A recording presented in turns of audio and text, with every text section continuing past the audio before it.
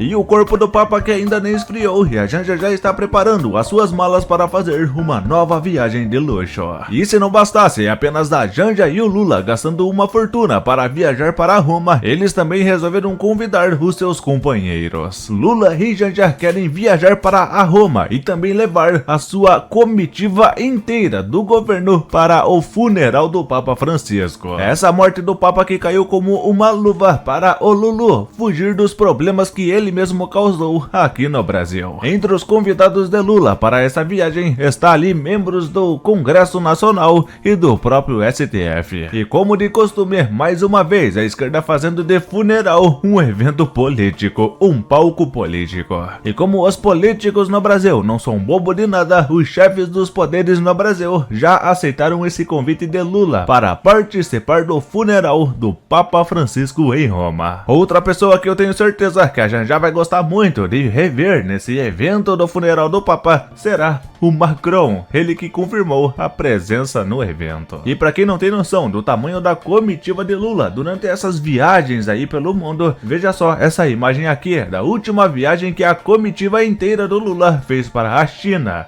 uma dezena de pessoas, todas elas bem pagas com o dinheiro público. Patrocinar viagens para os seus companheiros é uma coisa que o governo Lula já sabe fazer muito bem há muito tempo. O governo Lula que já patrocina onda de viagens de servidores públicos para a Cuba. Um verdadeiro safari da pobreza, onde socialistas, membros do governo, vão para a Cuba com dinheiro público fazer turismo em um lugar que é um verdadeiro exemplo de que o socialismo não dá certo. E olha que eu nem tô citando os mais de 2 bilhões de reais que foram doados pela Lei Rouanet para artistas de esquerda. Esse que é um valor somente de 2025 que ainda nem chegou na metade. E que o Lula e a Janja façam bom proveito dessa viagem para Roma e gaste muito, né? Porque essa mamata parece que está chegando ao fim. Uma vez que mais uma pesquisa foi divulgada onde mostra que o Lula ele perde feio para Bolsonaro em 2026. Bolsonaro que em 2026 vence a eleição para presidente com 46% contra apenas 40% do Lula. E esses valores do Lula tendem a cair cada vez mais até o ano que vem. Bolsonaro que continua subindo nas pesquisas, mesmo internado, fazendo cirurgia, sendo perseguido, injustiçado e com todo um sistema contra ele. Sistema esse que já vem demonstrando sinais de rompimento interno. Veja só o Fux, ele que disse claramente que não é competência do STF em julgar Bolsonaro e os seus demais aliados.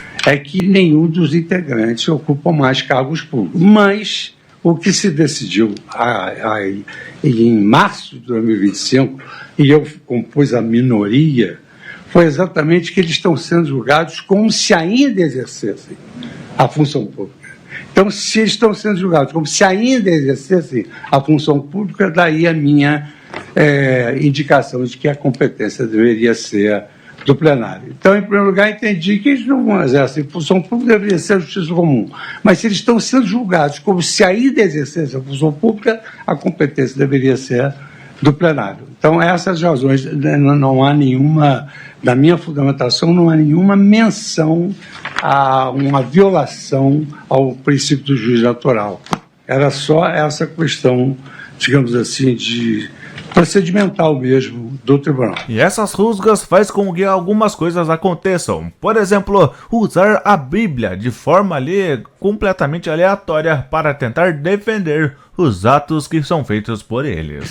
Senhor presidente, novamente para homenagear as alusões bíblicas, quando nós lançamos mão de um novo instituto legal, é como se fosse a caminhada do povo de Deus saído do Egito e rumo à terra prometida. É claro que no deserto da empiria, da prática, há desvios. Há quem se encante pelo bezerro de ouro, há quem se mantenha fiel aos 10 mandamentos. Então, não é porque outrora alguém nessa caminhada se perdeu e distorceu este Instituto da Colaboração Premiada que ele se transformou para sempre no bezerro de ouro. como algo, portanto, desviante do devido processo legal. Ao contrário, ele é um instrumento utilíssimo, com outros nomes, integra o direito brasileiro há algumas décadas e, portanto, ele não pode ser a prioristicamente descartado por uma espécie de preconceito ou de uma discriminação, como se ele representasse algo do mal.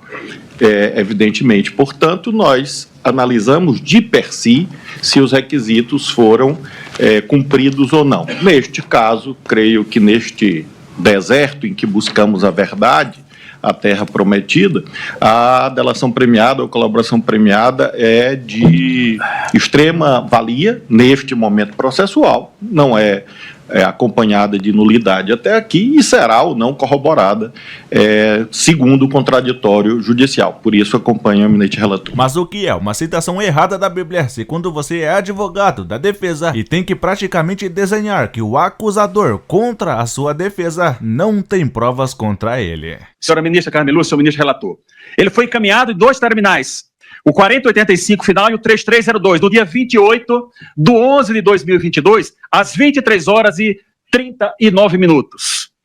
Ali era o documento encontrado no telefone de Mauro Cid. Não existe nestes autos uma única mensagem de Felipe Martins para qualquer pessoa. Vossa Excelência poderá, a acusação poderá recomendar, não, a Polícia Federal não foi capaz de quebrar o sigilo do telefone do Felipe. Ok, mas Mauro Cid entregou, senhor ministro relator, os seus 2 celulares, todos os seus documentos, e ali não tem uma única mensagem de Mauro Cid para Felipe Martins, ou de Felipe Martins para Mauro Cid. Não tem WhatsApp, não tem e-mail, não tem absolutamente nada. Mauro Cid foi ouvido 9 vezes, que está nos autos, foi citado pelo ministro Fux, mas foram 11.